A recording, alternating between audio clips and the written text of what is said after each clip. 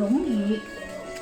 龙鱼属于骨舌鱼科，是一种大型的肉食性淡水鱼。早在远古石炭纪3亿4500万年以前的时代就已经存活，是地球上的古代鱼之一员。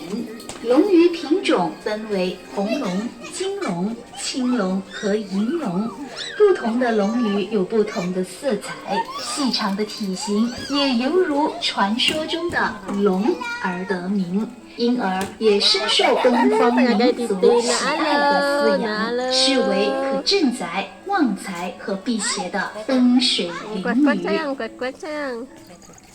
Ayo keklek. Siti. Cukuplah. Cukuplah kunci. Agak sai kok.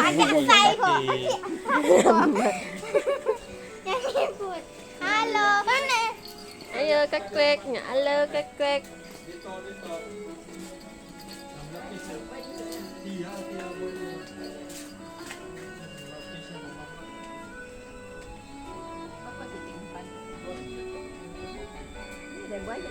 Banyak ada muat nah. Buat sikit-sikit. Muat nah. Adai.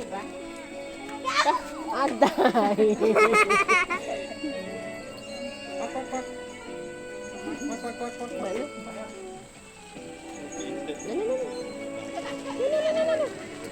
Koi, duduk. Dah habis. Apa ya? Nah, benar dia. Jajak. Habiskan aja, Mami. Oh, habiskan aja.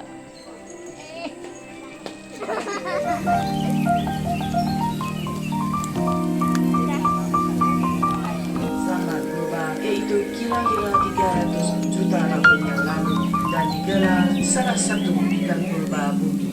Ikan gelisah yang lebih dikenali sebagai arwana dapat dibahagikan secara umumnya kepada beberapa jenis utama, yaitu arwana merah.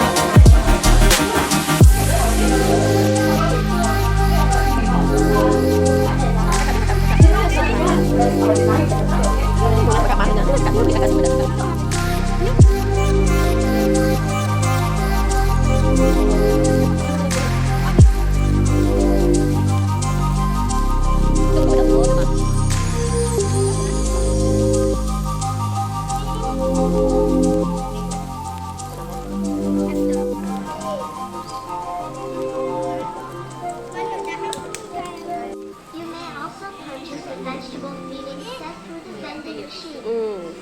You may also purchase the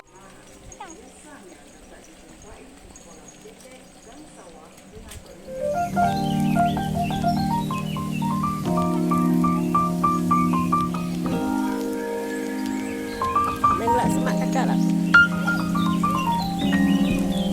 Tidak tik kenapa? Sedap.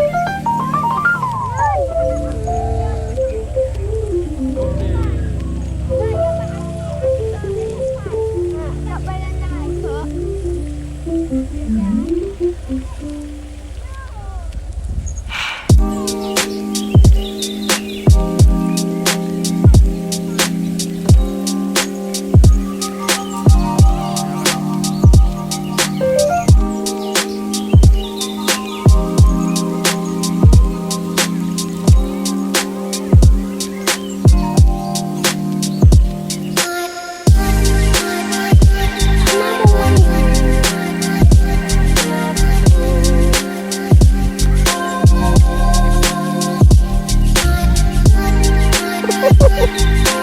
Saya lalu kak. Tenang kakak. Tumpang lalu. Ya. Tenang.